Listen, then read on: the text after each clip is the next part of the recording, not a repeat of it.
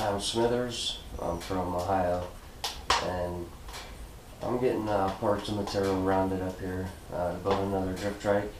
This will be drift trike build number 19. The first 18 I built are here local. My friends and family have them. This one's a little different. This one I'm going to ship down to Stephen Reardon in North Carolina. And this frame, I've been saving this for a while for the right adult project. It's a heavy duty old mongoose frame, and I think it'll be perfect for him. And the combination of all these parts came from at least 4 different bicycles, and they're all heavy duty parts, good parts. I just gotta make them all work together, and I think I have everything I need to build this trike. So I'm gonna get my stand set up and start building this frame.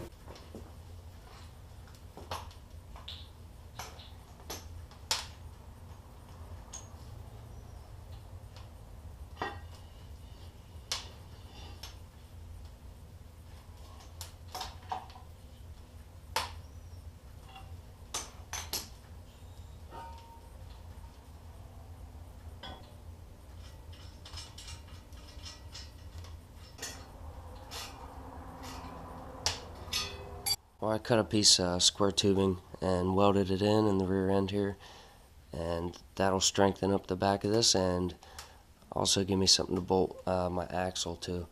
And I cleaned up the paint on the base here and made a poster board template for a piece of sheet metal I got to cut out and weld in there. I also need to make a piece that reinforces the frame right here, which is probably the weakest point on the trike. And I also need to make a piece to fill in this hole at the top and reinforce that neck.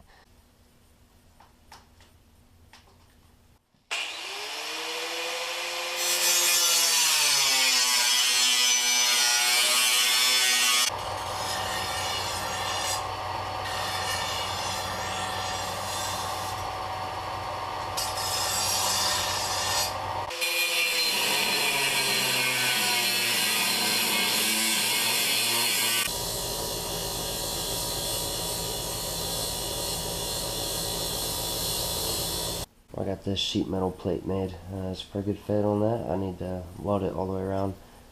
Next part I made, this is an old chunk of a bicycle frame. This one goes right here. I need to weld that one on.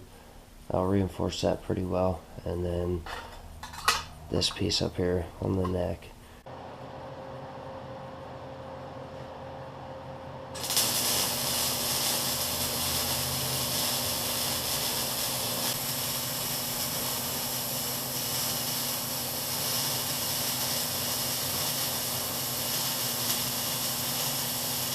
Well, this stuff's welded up. I like this mongoose frame because it's thick walled. I can weld with some heat. I'm gonna move on to building a rear axle.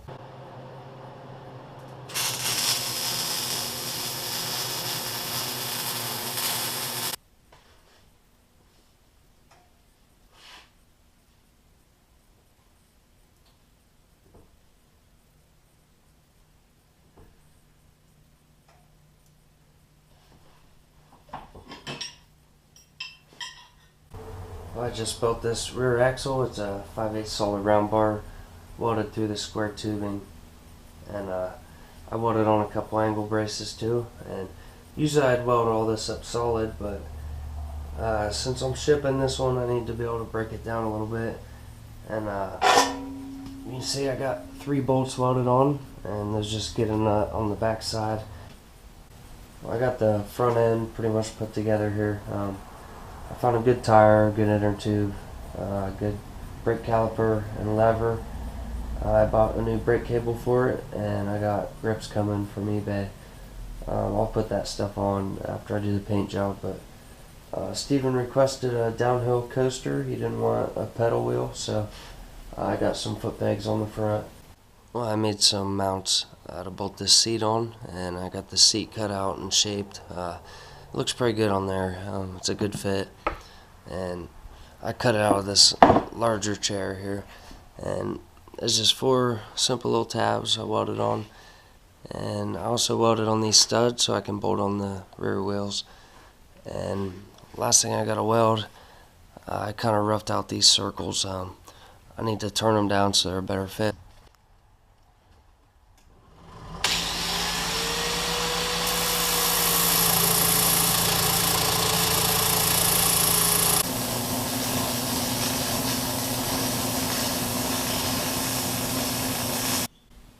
Well, that's pretty much a complete mock-up. I'm done with all the welding and all the parts are built, so I'm going to tear this thing all the way back down and start cleaning up all the parts for primer and paint.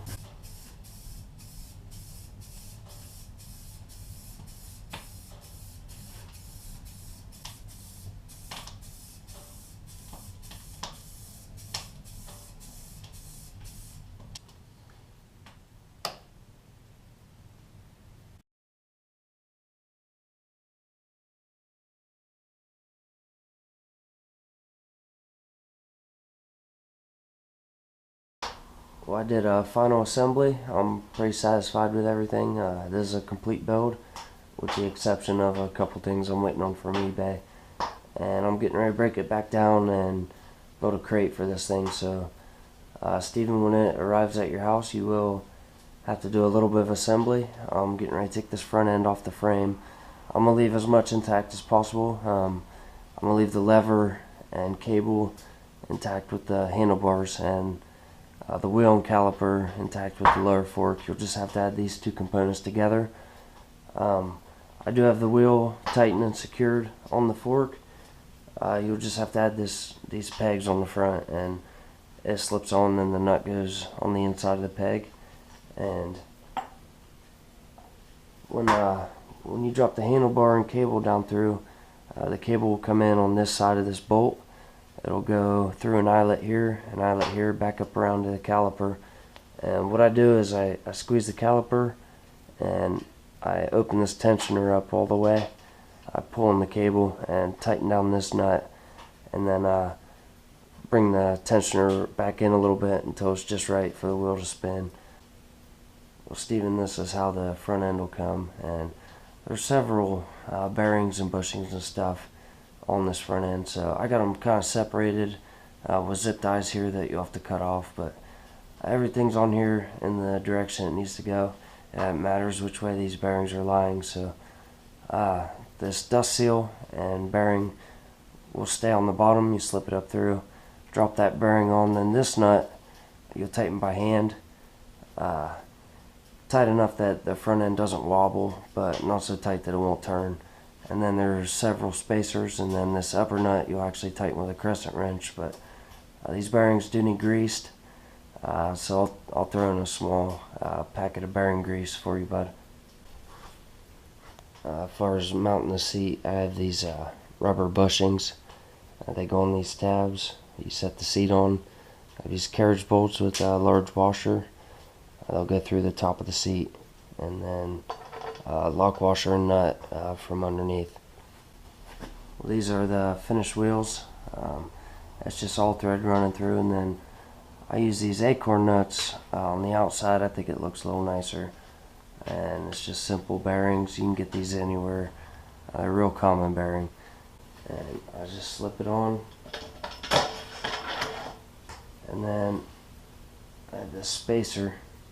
I put the spacer on.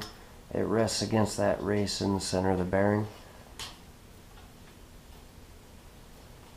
Then I put on a washer, and I put this first nut on, and I tighten it just enough that the wheel spins freely.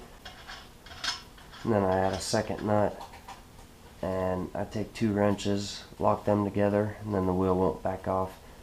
A lot of guys put inflatable tires on here. They deflate them, slip PVC over it, and then inflate it, locks it in place. And I do that too, but I prefer these with the wood in the middle. These couplings are what I use because they have that ring in the middle, and when I bolt the plywood from both sides, it locks the wheel in place. And I also like the wood.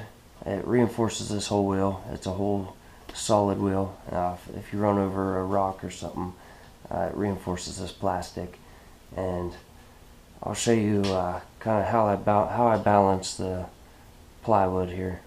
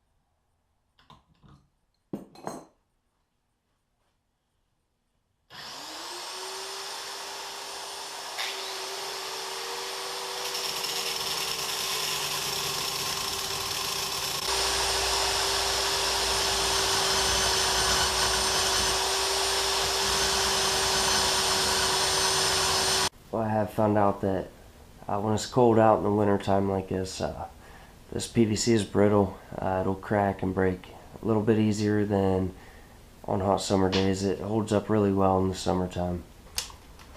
Well, this rear axle actually has 5 bolts that hold it on, and it only fits on one way. You can't put it on upside down.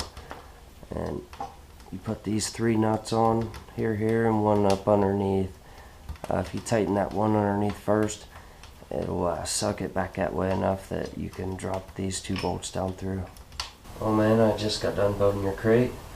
I built it as small and lightweight as possible, but this is the size it took to fit everything. And it's got a little bit of weight to it, not too bad at all though. I gotta screw this lid on yet, but as you can see, I got all your parts wrapped individually, try to protect the paint job. And I do like this Trike, man. This is the first one I haven't taken for a test ride. My hill is completely covered in cinders, so this one's coming to you with 0 miles on it. It's got some imperfections, you know, but handmade is handmade, right? And be careful, don't be getting hurt on it. There's too many people with breakdown furnaces and stuff, so enjoy it, and it's on its way, bud.